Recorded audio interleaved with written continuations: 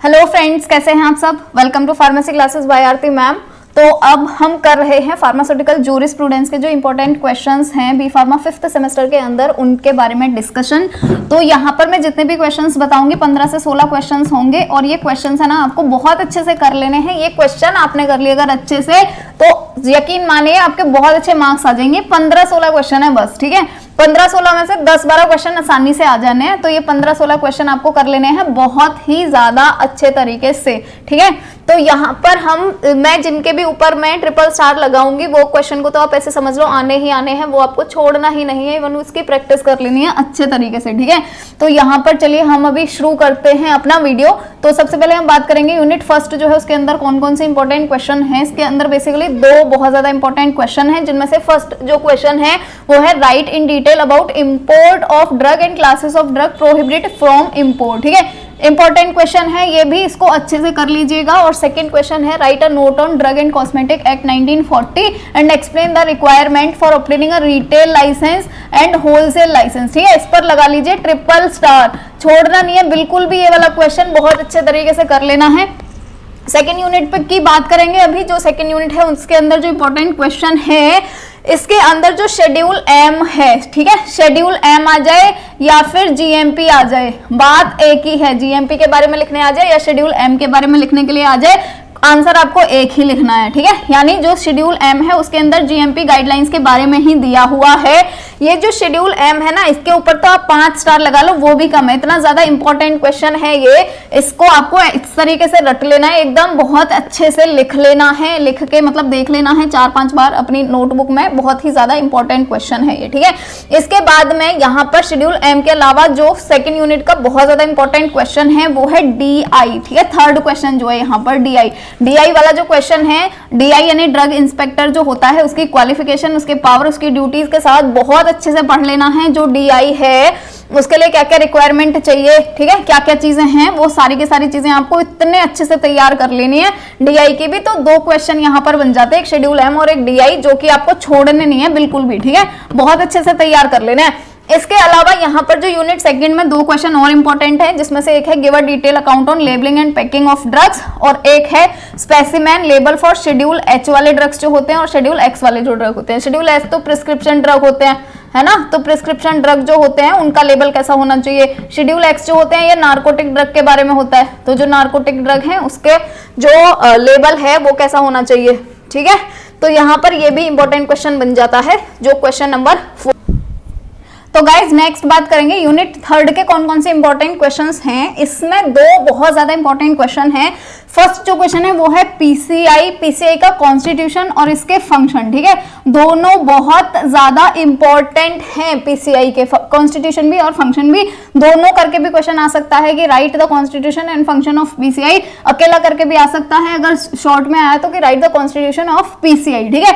ये वाले क्वेश्चन पे तो आप 3 स्टार लगा लीजिए, आपको याद करना ही करना है, लिखकर प्रैक्टिस भी कर लेनी है बहुत अच्छे तरीके से, ठीक है। इसके अंदर जो सेकंड बहुत ज्यादा इंपॉर्टेंट क्वेश्चन है वो है रजिस्ट्रेशन ऑफ फार्मासिस्ट, ठीक है। बहुत ज्यादा इंपॉर्टेंट क्वेश्चन है ये कि कैसे फार्मासिस्ट का रजिस्ट्रेशन होता है, कैसे फार्मासिस्ट को लाइसेंस मिलता है और या फिर उसका रिमूवल कैसे होता है स्टेट रजिस्टर से या फिर सेंट्रल रजिस्टर से, ठीक है। कैसे उसके नाम को हटाएंगे या फिर कैसे उसका रजिस्ट्रेशन होगा, यानी कैसे उसका नाम को डालेंगे रजिस्टर के अंदर, ठीक है। बहुत ही ज्यादा इंपॉर्टेंट क्वेश्चन है ये भी, इस पर भी लगा लीजिए 3 स्टार, ठीक है। इसके अलावा 2 क्वेश्चन और इसके अंदर इंपॉर्टेंट होते हैं। एक तो है कॉन्स्टिट्यूशन और फंक्शन लिखना है डीटेप का, डीटेप भी अच्छा खासा क्वेश्चन होता है। नेक्स्ट जो है क्वेश्चन इंपॉर्टेंट वो है discuss the rules related to export, import and transshipment of narcotic drugs, ठीक है। ये भी बहुत इंपॉर्टेंट क्वेश्चन है कि नार्कोटिक ड्रग्स का इंपोर्ट, एक्सपोर्ट और ट्रांसशिपमेंट के बारे में बतानी है, कैसे उसको इंपोर्ट करेंगे, कैसे अगर कंट्री से बाहर भेजना है तो कैसे भेज सकते हैं और कैसे उसकी ट्रांसशिपमेंट करेंगे, ठीक है।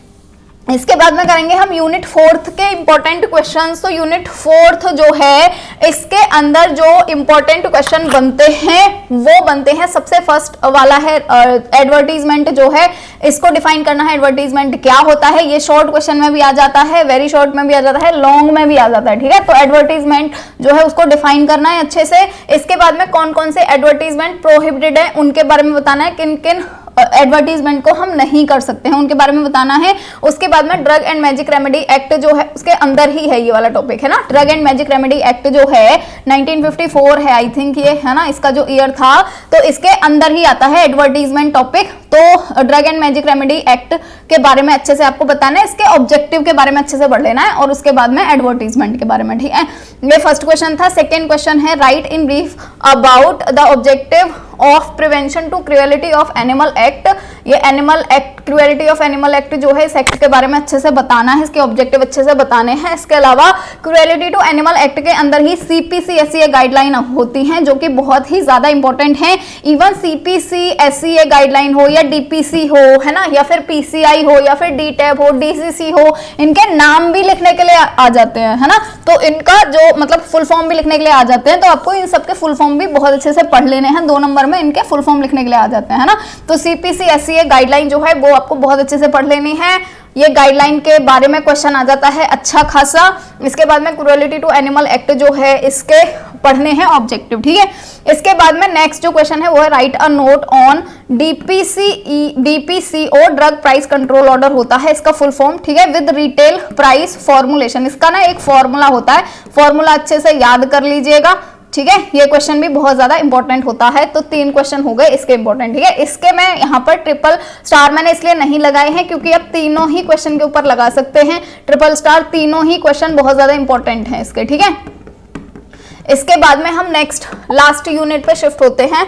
जो लास्ट यूनिट है यूनिट 5, उसके इंपॉर्टेंट क्वेश्चंस कौन कौन से हैं। तो फर्स्ट क्वेश्चन है फार्मास्यूटिकल लेजिस्लेशन के बारे में बताना है, बहुत ज्यादा इंपॉर्टेंट क्वेश्चन है ये। Medical termination of pregnancy act, इस पे लगा लो 5 स्टार 4 स्टार जितने लगा सको, बहुत ज्यादा इंपॉर्टेंट क्वेश्चन है medical termination of pregnancy act. इसके बारे में सब कुछ पढ़ लेना है कि कब कब टर्मिनेट कर सकते हैं, टर्मिनेट करने के लिए कितने डॉक्टर चाहिए, क्वालिफाइड कितने नर्सेस चाहिए, क्या चाहिए, कितने मंथ की प्रेगनेंसी होनी चाहिए अगर टर्मिनेट करवाना चाह रहे हो, तो सब कुछ बहुत अच्छे से पढ़ लेना है medical termination of pregnancy act के बारे में, ठीक है। इसके बाद में नेक्स्ट क्वेश्चन है write a note on intellectual property right. ये इंपॉर्टेंट क्वेश्चन है, अच्छे से पढ़ लेना। पेटेंट वाला बहुत ज्यादा इंपॉर्टेंट क्वेश्चन होता है, बहुत अच्छे से पढ़ लेना है, ठीक है। वैसे तो IPR भी इंपॉर्टेंट ही होता है ना। तो बेसिकली यहाँ पर भी चारों जो क्वेश्चन है वो इंपॉर्टेंट ही हैं, आप सबको अच्छे से पढ़ लीजिएगा, ठीक है। 15-16 क्वेश्चन है, इनको सबको पढ़ लोगे आसानी से। इसमें से आपके कितने होते हैं, आपको करने होते हैं 5 करने होते हैं B सेक्शन में, और 3 शायद नहीं, उल्टा बोल दिया मैंने, 5 करने होते हैं आपको शायद C सेक्शन में, और 3 करने होते हैं आपको शायद B सेक्शन में, है ना।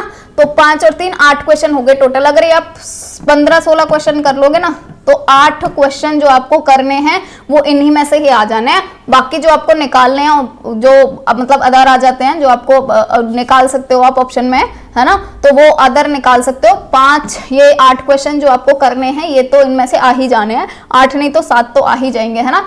तो ये 15-16 क्वेश्चन कर लेना बहुत अच्छे तरीके से, कुछ भी नहीं छोड़ना है इसमें से।